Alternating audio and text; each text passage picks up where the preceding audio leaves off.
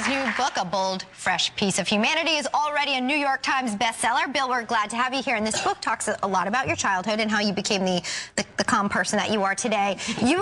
Were you always this much of a, I don't want to say troublemaker. Yes, but I was. Okay, we'll say it, troublemaker. Well, here's the deal. When in third grade, I was doing some thuggish thing in the back of the classroom. The nun was about 5'2", ran down the aisle and grabbed my wrist and said, "William, you bold, fresh piece of humanity," and whacked me on the back of the wrist, okay? Oh, that's where the trouble comes yeah, that destroyed my self-esteem. You can understand. Yeah, sure. And made me what I am today. So the Sisters of Notre Dame are responsible for this. And I told Barney Frank after I yelled at him, I said, "It's not my fault. It's that nun right there. She did it." So I blame everything on the nun, and I blame it on my parents. I blame everybody else. It's all baby boomers. I have another picture of you from the book that's rather amusing. Look at this picture. And this is it. Now, you say that you're against gay marriage. No, this is what... She wrote that line last night. This is my attempt to reach out to the Mexican people, to have rapport, and it worked very well. Muy bien.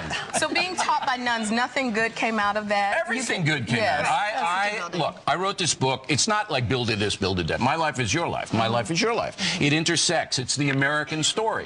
Levittown, New York, working class parents rise up Two master's degrees. I'm not sure people realize. Yeah, but you know, I paid for it myself. Barack didn't help me there. Nevertheless, excuse me, I went to Stony Brook and got a master's degree. It cost me nothing in those days. Is that right? I went to Queens College. I got a bachelor's degree. It cost me $24 a term. And that's why socialism is good. It worked for me, honey. It's great. I painted houses while Joy was cruising on the socialist program. I was working at a 5 and 10. Okay? And I say in the book, I said, look, the reason I'm successful is because I work hard. And my parents, when I was 10, shoveling snow, you know, before global warming, when it used to snow. Remember that? This is so sad. I liked it. And there's my father, and he was a big... he was hard on you, right?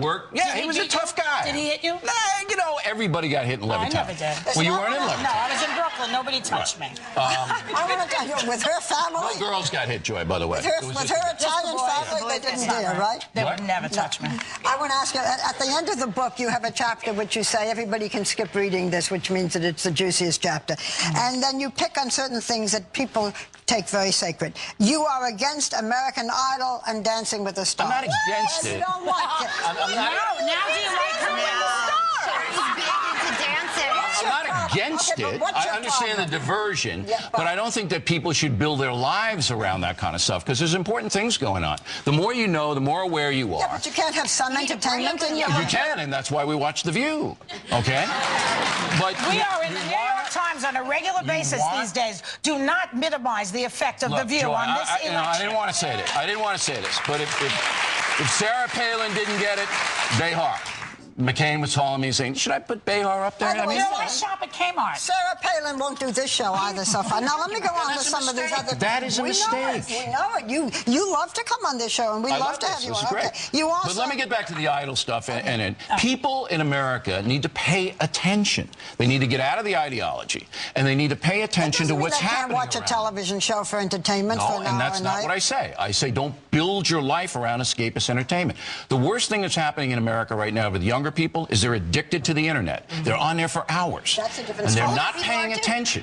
And it all intersects. The internet is helping Obama. You got to get out there. You got to get some fresh air. You got to look at the leaves. The internet is helping Obama. You may not like that. What about that internet ad running? There's an ad running with a bunch of kids, you know, kind of slamming Sarah Palin. They're actually we ran it last night on the Factor. You did. You did a good job with that. Kids should not be exploited in little kids in this. Teachers in politics. Not so young. Exploiting your child to slam into a politician. You say that teachers should not wear the buttons in the classroom. I think you should no indoctrination. And yet you wore a campaign T-shirt yesterday. I mean, listen to there are no children in our audience. When you're an 8-year-old, sometimes you don't even know what you're talking about. An 8-year-old girl. That's a Karl Marx thing, Joy. I want to get back to some of these other people you don't like.